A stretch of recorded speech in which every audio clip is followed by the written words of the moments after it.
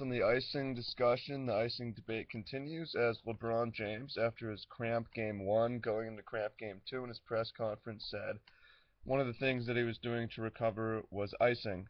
And I've made previous videos, which you may or may not have seen, where I say you shouldn't ice. And then the question is, why should you listen to me, random dude on the internet who didn't make it at basketball, as opposed to LeBron James, best basketball athlete in the world? I should do what he does, not what this guy does, right?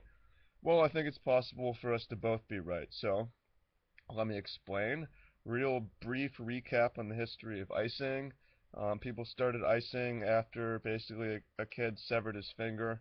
He iced it, and they were able to reattach it because it slowed down the degeneration or whatever.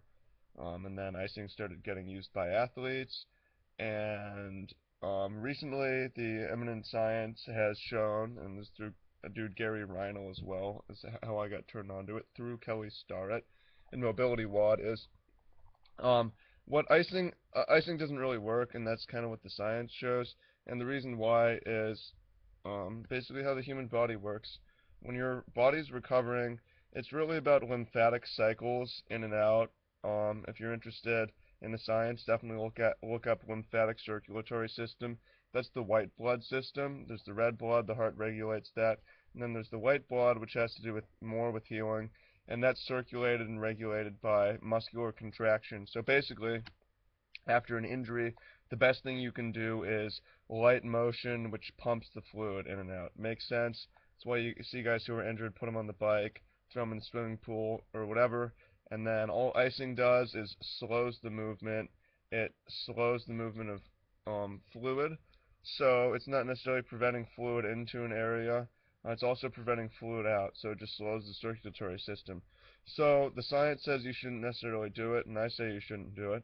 But on the other hand, we have LeBron James, who is doing it and is currently the best player in the world, um, vying for his third ring. So why is he doing it? It's possible he's right as well.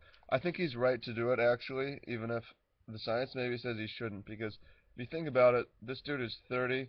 He grew up in an age where everyone's icing, where the science said to ice, and he has a routine, he has a rhythm, you know.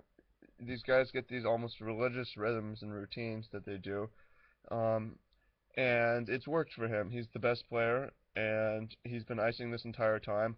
Why should he change? Why should he change his rhythm? Why should he change his routine? It's like, yo, dude, the science says you shouldn't do it. He's like, I've been doing this forever, and I'm the best, right? So I think it's logical for him to stick to his rhythm, stick to his routine. But I also think that this opens the door for maybe better players in the future, more athletic players in the future, more resilient players in the future to come through who have better information, grow up with better information on icing and recovery and various things, and could potentially surpass LeBron James as athletes and so forth. So those are my thoughts on how it's possible that we could both be right. LeBron could be right to ice, and I could be right in saying the science isn't in it. And for you guys viewing, then you can decide for yourselves. I say you shouldn't, but if you want to copy LeBron, that's not, you're not too far off. So, hope this helps, opens up your mind a little bit on how to recover.